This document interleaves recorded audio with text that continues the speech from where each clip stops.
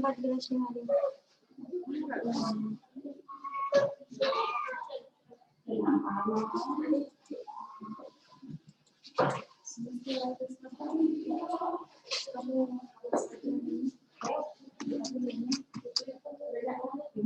Bismillahirrahmanirrahim. Assalamualaikum warahmatullahi wabarakatuh. Nama saya Vicky Putri Lestari, NIM 201840101010.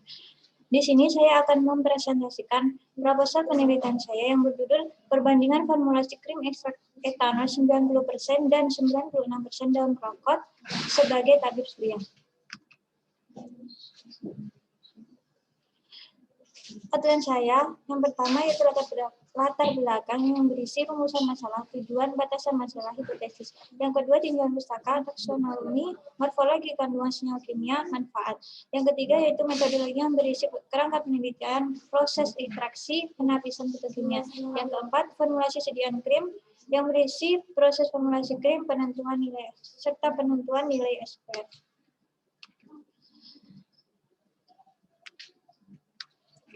Latar belakang saya yaitu penggunaan tabir surya dari bahan alam. Penggunaan tabir surya di sini di Indonesia sangat penting karena sebagai negara tropis, Indonesia setiap harinya mendapatkan paparan sinar matahari. Sinar matahari memang diperlukan untuk kesehatan, namun bila terlalu banyak paparan sinar matahari, terutama di siang hari, dapat menyebabkan terjadinya gangguan kesehatan, terutama pada kulit. Sediaan tabir surya merupakan salah satu cara untuk mengatasi efek yang ditimbulkan oleh paparan sinar UV terhadap kulit.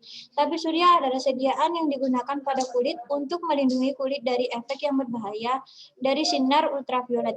Tabir surya bekerja dengan cara memantulkan, menyerap, atau mengamburkan sebagian atau semua sinar UV.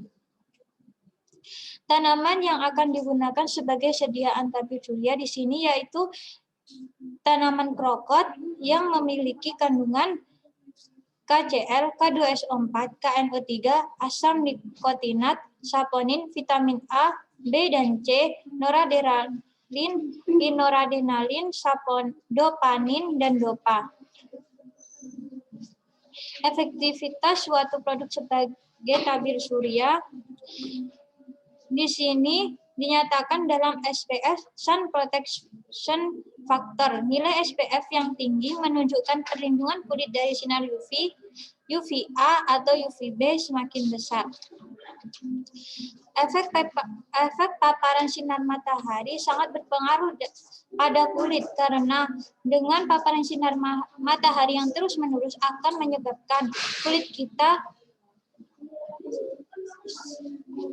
menyebabkan adanya kematian sel pada kulit yang menyebabkan adanya kanker kulit. Rumusan masalah yaitu yang pertama, berapakah dosis ekstrak daun krokot yang efektif sebagai tabir surya? Yang kedua yaitu bagaimana formulasi krim tabir surya daun krokot.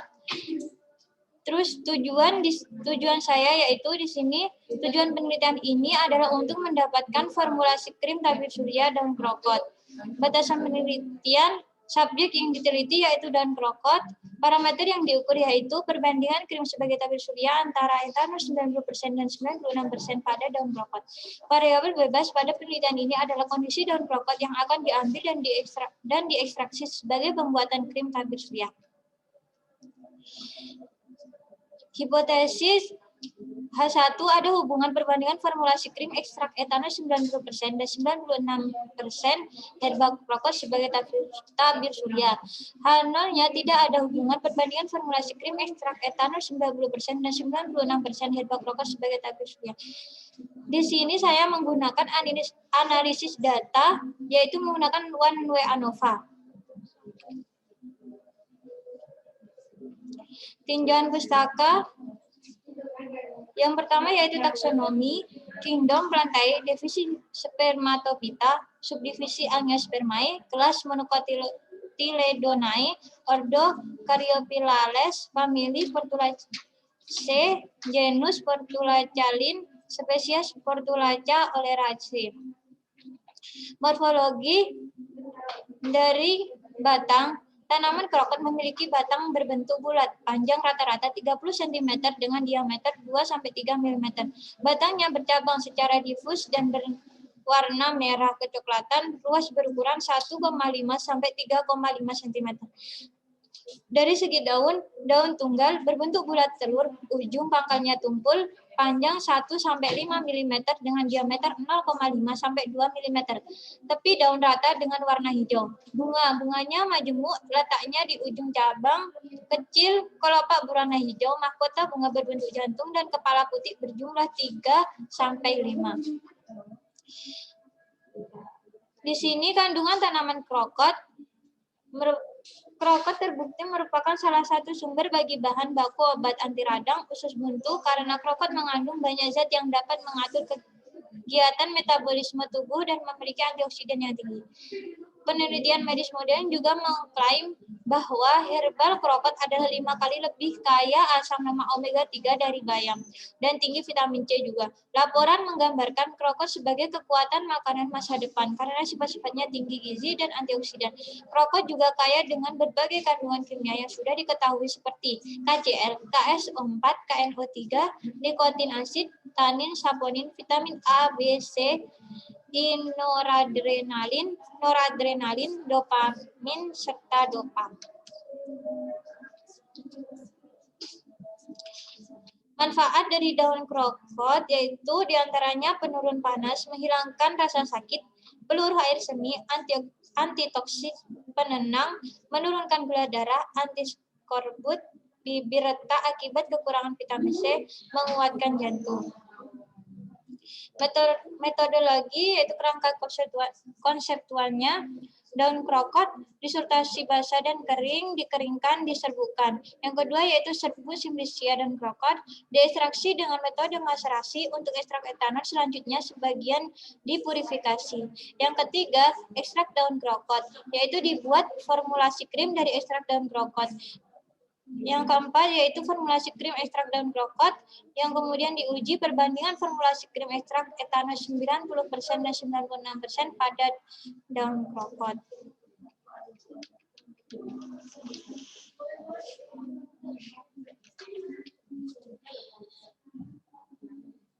Di sini ekstraksi daun krokot. Yang pertama, tahapan ekstraksi yaitu pengeringan daun krokot, kemudian penggilingan daun krokot, kemudian pembentukan serbuk, maserasi dengan etanol 90%, penyaringan, pemekatan yang akan menghasilkan ekstrak daun krokot 90%. Yang kedua yaitu tahapan ekstrak daun krokot dengan yang pertama yaitu pengeringan daun krokot, penggilingan daun krokot, pembentukan serbuk daun krokot, maserasi dengan etanol 96%, penyaringan, pemekatan yang kemudian menghasilkan ekstrak daun krokot 96%. Di sini saya akan menguji coba penapisan fitokimia ekstrak daun krokot. Yang pertama yaitu menghasilkan senyawa kimia saponin yang diuji dengan air suling panas yang didinginkan, kemudian diaduk. Di situ akan membentuk buih.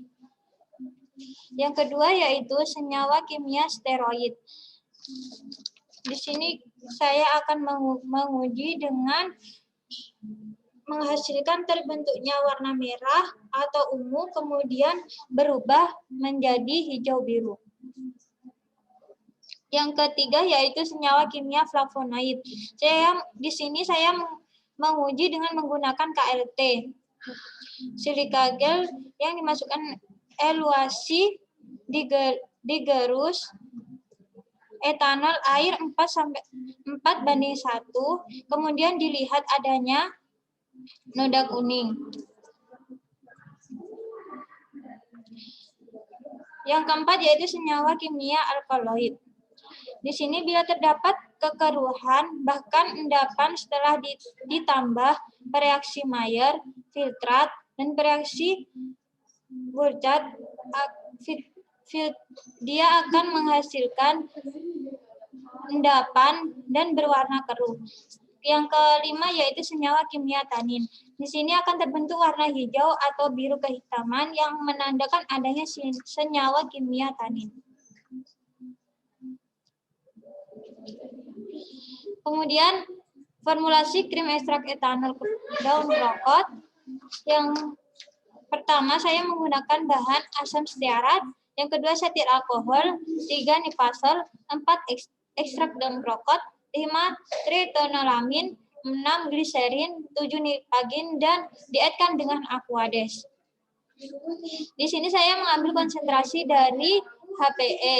Yang saya ambil konsentrasi asam stearat yaitu 12%, setil alkohol 0,2%, nipasol 0,08%, terus ekstrak daun krokot. Di sini saya mengambil 0%, 0,5%, 1%, serta 1,5%. TA yang saya ambil yaitu 2%. Gliserin, di sini saya mengambil 10%. Nipagin saya ambil 0,1%. Dan yang kemudian dietkan dengan 100% aquades. Cara pembuatan formulasi krim ekstrak daun krokot yang pertama yaitu dileburkan asam stearat, setil alkohol, dan propil paraben sampai suhu 70 derajat Celcius. Yang kedua yaitu diaduk fase minyak, triethanolamin, metil paraben, dan aquades dipanaskan pada suhu 70 derajat Celcius sampai 75 derajat Celcius. Lalu diaduk dalam fase air. Yang ketiga yaitu dimasukkan fase air ke fase minyak sedikit demi sedikit sambil diaduk cepat dengan bantuan mixer. Yang keempat yaitu didinginkan kemudian dicampur dengan ekstrak etanol daun krokot yang sudah dianjarkan dengan sisa aquades dengan bantuan mixer. Yang kemudian akan menghasilkan formulasi ekstrak daun krokot. Setelah membentuk krim, di sini ada pemeriksaan kualitas krim dengan secara organoleptis, homogenitas, pH, dan daya sebar. Dalam pemeriksaan organoleptis, yang pertama kita melakukan pemeriksaannya meliputi pengamatan bau, warna, dan konsistensi dari sediaan krim. Yang kedua yaitu homogenitas dengan mengoleskan kurang lebih 0,1 gram krim pada gelas objek dan diamati secara visual ada tidaknya partikel kasar. Yang ketiga yaitu pH dengan cara mengencerkan satu bagian krim dalam satu bagian aquades, diaduk rata dan didiamkan sebentar, diukur menggunakan pH meter. Yang keempat yaitu kita lihat daya sebarnya dengan cara ditentukan dengan mengambil 1 gram krim dan diletakkan di atas kaca, kemudian krim ditimpa dengan kaca ukuran 20 x 20 cm dan diberi pemberat sehingga berat totalnya 125 gram, dicatat diameter krim yang tersebar. Di sini saya menggunakan pemberat berukuran 70 gram, 100 gram, serta 200 gram. Yang terakhir yaitu penentuan nilai SPF. Yang pertama yaitu ditimbang 0,5 gram krim, kemudian dilarutkan dalam etanol 96%, dimasukkan dalam labu ukur 50 ml, ditentukan absorbensinya pada 290 nanometer sampai 320 nanometer dengan interval 5 nanometer. Dalam penentuan nilai SPF ini saya menggunakan rumus yaitu SPF sama dengan CF kali sigma 360 sampai 290 sampai 320 EE alfa kali absorbensi.